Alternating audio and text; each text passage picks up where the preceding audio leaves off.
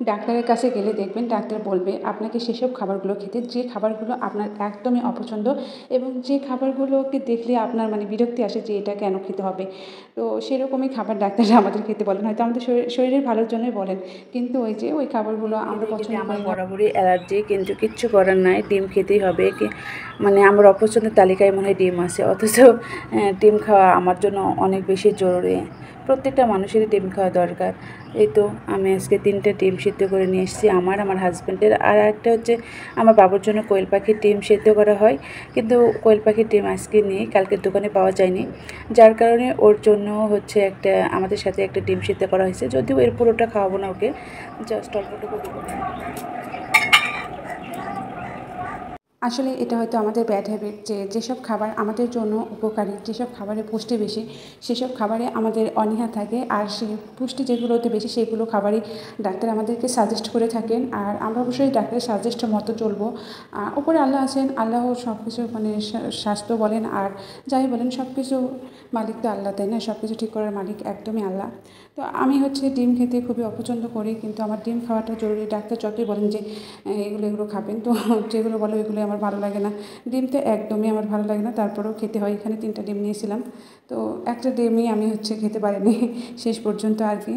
ভালো করার মালিক হচ্ছেন আল্লাহ। আমরা সবসময় আল্লাহর উপর ভরসা রাখবো, নামাজ পড়বো, আল্লাহর ইবাদত করব। তো আমি অসুস্থ কিন্তু 2021 সাল থেকেই। তবে 2 থেকে 3 মাস থেকে আমার অসুস্থতায় আবার একটু বৃদ্ধি পাইছে। মাঝখানে আমি কিন্তু মানে অনেকটাই সুস্থ হয়ে গেছিলাম।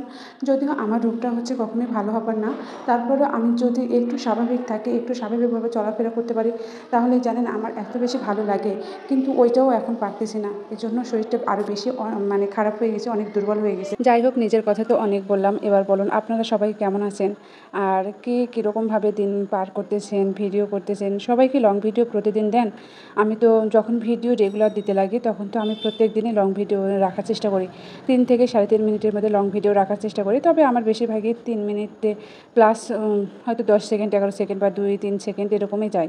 3.5 মিনিট পর্যন্ত যায় না। আবার আগে প্রিভিয়াস কিছু ভিডিও আছে, সেগুলোতেও আছে যে সেগুলো হয়তো 3-3.5 মিনিটের মধ্যে চলে গেছে।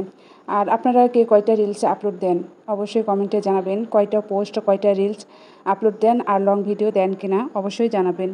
এরকমভাবে কাজ করলে কিন্তু ইনশাআল্লাহ আপনারাও সফলতা পাবেন। আর জানি না আমার সফলতা কত দূর আছে, সফল হতে পারবো কিনা, তবে দেখি কাজ যেহেতু করতেছি, যদি হবে আর না হলে আর কিছু করার নাই। আর যাদের বাসায় ছোট্ট বাবু আছে তাদের তো সংসার সামলিয়ে অন্য কোনো কাজ করা খুবই, আমি বলবো যে একটা চ্যালেঞ্জ মোকাবেলা করা। আর আমার পক্ষে তো আরও বেশি কঠিন, কারণ আমি এর বাইরে একটা জব করি, তাই ভিডিও এডিট, ভিডিও আপলোড। সবাই ভালো থাকবেন, সুস্থ থাকবেন, আল্লাহ সবাইকে ভালো রাখুক। আসসালামু আলাইকুম।